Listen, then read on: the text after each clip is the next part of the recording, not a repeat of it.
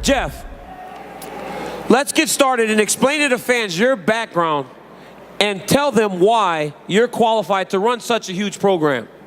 Well, first off, thanks for having me up here, Daniel. Appreciate it.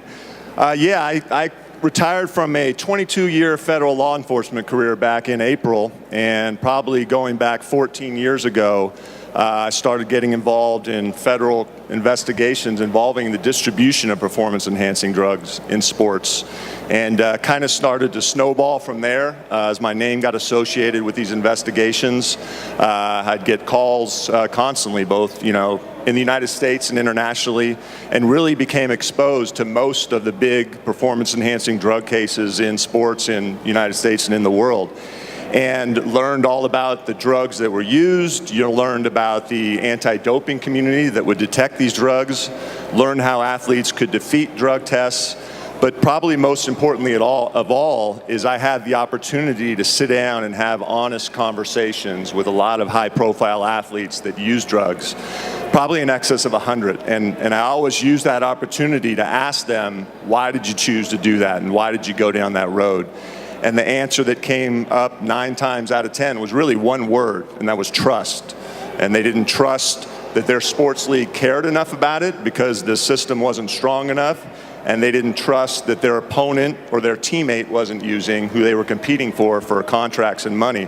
So when we put this thing together, that word was at the forefront of our minds. And I think, what we've come up with is the strongest anti-doping program in professional sports in the world that we can all really be proud of.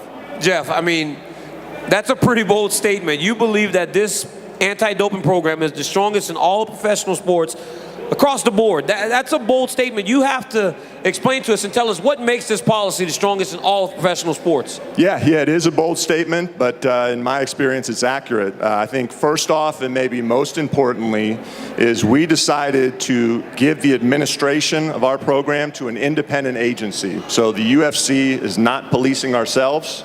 We're handing that off. We're not determining who's tested, when they're tested, what the sanctions are, and who we're using is the United States Anti-Doping Agency, probably the premier anti-doping agency in the world. And in fact, at this time, Daniel, I'm going to switch roles on you and put my interviewer hat on, because I know you, as a U.S. Olympic wrestler, fell under the jurisdiction of USADA for many years, so maybe you can tell the fans, as an athlete, what your experience is with them. Honestly, Jeff, as an athlete and the fans or the fighters, they absolutely have no idea what they are in store for. Testing now will be at a level that people have not ever seen. I knew every time I stepped across the mat from a guy that he was clean. I knew that he was doing the exact same things as I was doing, and I knew that we were on a fair playing field. Now, how did I know that? Because there was nowhere to hide.